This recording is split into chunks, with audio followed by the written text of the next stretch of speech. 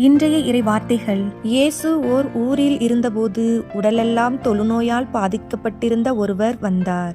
அவர் இயேசுவைக் கண்டு அவர் காலில் விழுந்து, ஆண்டவரே, நீர் விரும்பினால் எனது நோயை நீக்க உம்மால் முடியும் என மன்றாடினார்.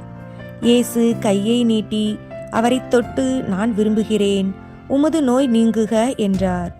உடனே தொழுநோய் அவரை விட்டு நீங்கிற்று. இயேசு அவரிடம், இதை யாருக்கும் சொல்ல வேண்டாம்.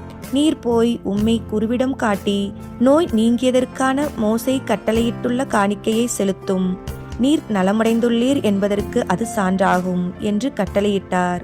ஆயினும் இயேசுவை பற்றிய செய்தி இன்னும் மிகுதியாக பரவிற்று.